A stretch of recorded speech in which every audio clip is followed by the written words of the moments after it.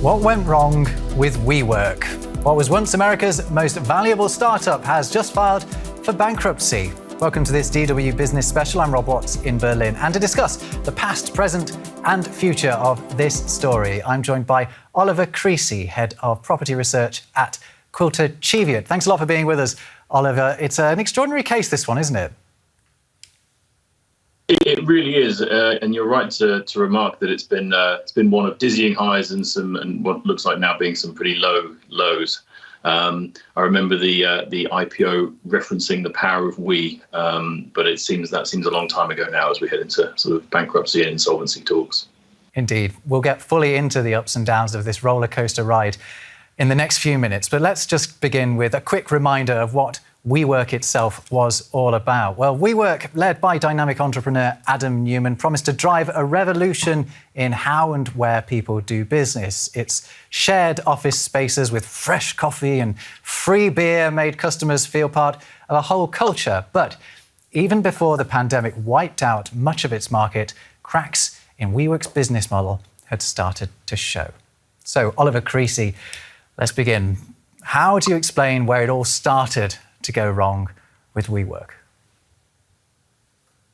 Yeah, good question. And there's a few different angles here. I mean, there's a few different things that were perhaps wrong with the WeWork business model, but there's one very fundamental one, which is that ultimately it didn't make money. And that's, with any business, that's pretty fundamental. And what I mean by that is, yes, there was a problem with the business model in that the revenues were lower than expected. Occupancy rates were quoted at around the 75% mark on their buildings, which is probably too low for any office building in a major city. But actually, even if those buildings had been 100% occupied, scaling up the revenue a little bit in that regard doesn't look like all of their costs would ever have been covered. And that is the problem that was never going to be easily solved until you can cover your rent, your interest costs and your head office costs that the company had. It was never going to be an easy sell to anyone. And what we've seen today is ultimately they've run out of road. Recently, they've run out of road, and those fixed costs are now, they're no longer being fulfilled. It had this apparently broken business model. And yeah, at one point it was America's most valuable unicorn, valued at $47 billion on private markets, a record for a startup. What was behind that sky-high valuation when it appears to have been built on sand, doesn't it? It does actually, and that's a question that people have been asking themselves for quite a long time. Even before the IPO back in 2019. There was a lot of hype, and it was a very new and fascinating model of doing business and attracting people into an office. As you made reference to at the beginning of this report, the idea that you can get free beer and free coffee and pay monthly but stay as long as you want. It was interesting, and it had a good fundamental idea behind it, but not necessarily a fundamentally good business model. But yes, it may have just pulled the wool over a few people's eyes for a little while, but ultimately it didn't stand up to that scrutiny forever. Indeed, and it was that sort of failed IPO in 2019. That was the moment when everyone saw behind the curtain, wasn't it? When the actual documents were submitted in preparation for launching on the financial exchanges, people started to see that actually the foundation and the numbers weren't really there. And then we should have a look at the total value of WeWork shares after it did eventually launch its IPO, which was in 2021, after something of a false start back in 2019. Since reaching its highest market cap of more than $9 billion soon after WeWork went public, the company's value, as you can see here, has just been going in one direction, downwards, and to around $40 million. So let's talk about this further. I mean, WeWork has had this appalling crash, and yet there are other players in the shared working space business who aren't struggling at all. I mean, you've got IWG, for example, is the biggest player. It has 5 times the properties that WeWork ever had, and it's doing obviously an awful lot better than WeWork ever did financially, certainly. So what's the difference? Well, there are a few differences. I'm glad you brought up IWG because that's a much larger business, but built on a very different model, if you like. the typical IWG building, and they may not thank me for saying this, but I think it has a reputation of being a little less glamorous. But actually, that may well be a good thing. It means it's also less expensive for IWG to take on, and they can perhaps make a little bit more of an attempt at a profit when you're starting with a lower cost base.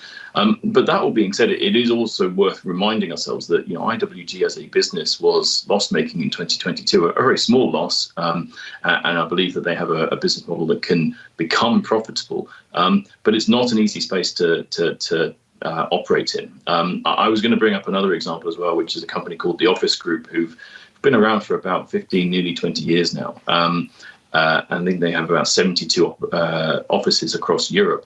It's a very similar business model to WeWork, but it's a much smaller one, and it's one that's grown a lot more organically. I think one of the fundamental problems that occurred at WeWork when we look back now is that costs were uncontrolled, and there was a little bit of an idea that you should just lease any building that becomes available at any cost. And that sort of lack of discipline has clearly come back to haunt them. The pandemic was obviously a disaster for the sector in general, people not being able to go out and work, and many more people just staying at home to do so. But competitors for WeWork appear to have been able to adapt to that a little bit better. Am I right in understanding that's a little bit to do with the sort of way that they arrange the spaces that they run and the contracts that they had with landlords, for example, or whether or not indeed they had landlords or they owned the properties? Can you explain a bit about that? Yeah, actually, I think that the pandemic has clearly had a massive impact on the office sector in general. But actually, maybe it's counterintuitive, but the flexible providers have been, they've been more flexible. And actually, what I think is coming to pass is that there's a lot of office occupiers who they themselves don't know what the new office looks like yet. The post-pandemic office is still a little bit up for debate as to what size, what scale, what facilities it needs. And actually, if you are a flexible provider, you're a little bit more nimble. You may appeal to a client who themselves is uncertain about their own future and would be happy signing a 6-month lease, but perhaps not a 15-year one. That's played into the hands a little bit of the flexible office providers who have maybe stolen a bit of a march on the longer term landlords who are also out there competing for this space or competing with this space. So why were WeWork left still having to pay enormous amounts of rent during the course of the pandemic when their competitors were able to reduce their liabilities? That's a pretty good question, actually. It's maybe one for the forensic accountants to go over, because there were examples of companies attempting to sort of reduce rents, and there were landlords who were quite maybe not amenable to permanent reductions in rents, but there were people who were willing to forego rent for a period of time, 6-12 months perhaps, while the peak of the pandemic was really kicking in. The problem was that those landlords didn't entirely tear up those leases and start again. They just sort of put it on the back burner and said, we'll get back to paying rent when things get back to normal.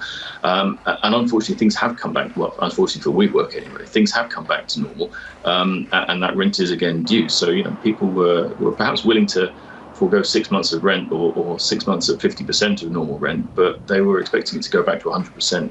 Not before too long anyway. I see.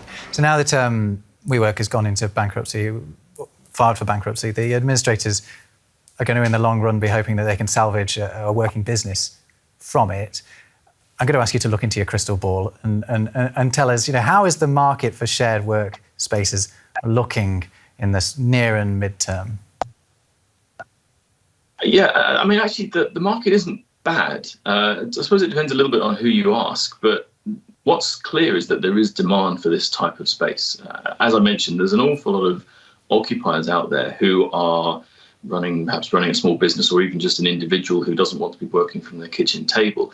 That they would like to use this type of space. They like that it is sort of vibrant and an opportunity for them to mix with other like-minded people, and they don't mind paying a little bit extra for the flexibility that it offers. If you are a startup company, you don't want to sign a 15-year lease. You may not be in business in 15 years. But for those people who are willing to do all that, they will pay a little bit more, but there is still a balance to be found in the sort of costs versus those revenues. So there will continue to be demand, and I suspect people will continue to try and supply that market, but it does need to find a bit of a balance, and it probably can't support the type of rents that WeWork were willing to pay. So I don't think the sector as it is dead or even under an enormous amount of distress. But it does need to sort of take a little bit of a look at how it's funded and what sort of costs it is incurring and whether they're sustainable, because they aren't always. I think something that's just worth looking at in terms of the environment this is all happening within is just looking at the amount of office space that's going unused in particularly the United States and in Europe at the moment. Just have a look at this map here. So what you're about to see shows office space vacancies in various cities. You can see New York and San Francisco, just about to pop up there. Now you see New York and San Francisco are actually got record high, or at least the highest for the last 2 decades, actually, amounts of office space going spare. But you can also see there's high percentages in London, Frankfurt and Chicago. So Oliver Creasey, on the face of it, that doesn't seem like good news if your business is renting out office space. But am I reading that right?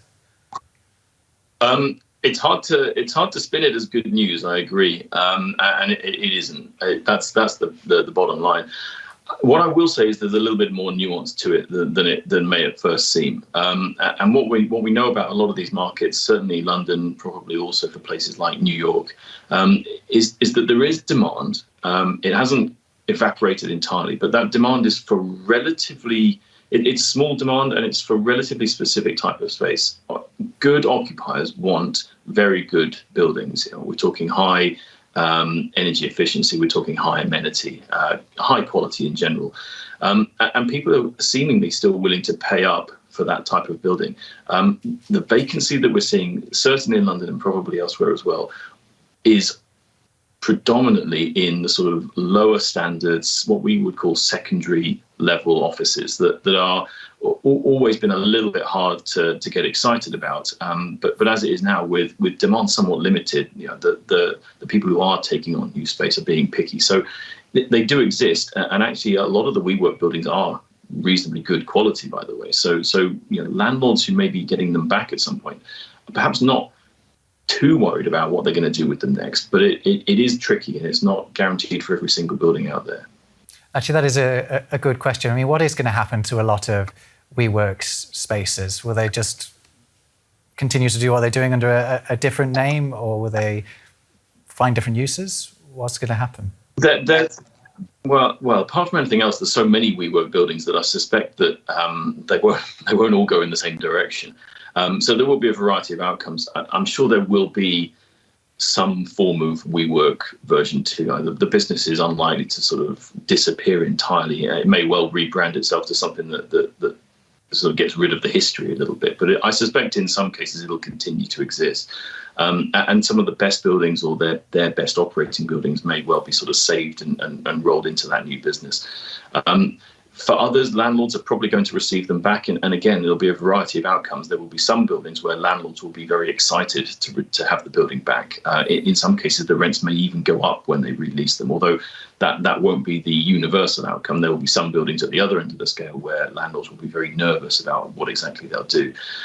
But what I will say is that since the inception of WeWork, there's been an awful lot of new entrants into this market, and some of them good, perhaps some not so good, but there are other competitors out there, and there'll be new names who are willing to sign up to these leases. And I suppose the question for the landlords is whether they can see them as profitable businesses and counterparties. Oliver, I feel like it's always good in these situations to try and salvage something, usually in the form of a lesson learned. What lessons can be learned from what happened at WeWork? Yeah, there is one big lesson, actually, I think we could all stand to learn from it. And it probably applies to everyone who's involved in this story, whether you're a landlord to WeWork or an investor or indeed an occupier of one of their buildings. And I think what it is that we should always be quite discerning and aware of who our counterparties are in these transactions. A lot of landlords signed on with WeWork, a 15-year lease, as much on the hope as expectation that there would be profit being made at the company by that point in time, and that they would continue to be able to pay their rent. Likewise for investors who perhaps didn't necessarily give as much scrutiny as this company deserved. And the occupiers as well, they're not, perhaps the small individuals might claim that they wouldn't have had a choice in the matter. They wouldn't have wanted to pore over WeWork's income statement. But a few people knew by some time ago that WeWork was a difficult proposition, and there'll be some people out there who hopefully won't, but they may show up to their office building on Monday morning and discover that actually the building has been locked as a part of this insolvency process. So these are all things that are going to come back to bite people, and I suppose what we should all be thinking is, are we going into business with the right people? Are they going to keep sort of paying and fulfilling their obligations, whatever they may be? A cautionary tale. Oliver Creasey, Head of Property Research at Quilter Cheviot. Thank you so much for being with us for this DW Business Special. And thanks to you for watching. If you've enjoyed this, there's plenty more from the business team here on the DW News YouTube channel. So we'll see you over at the next one.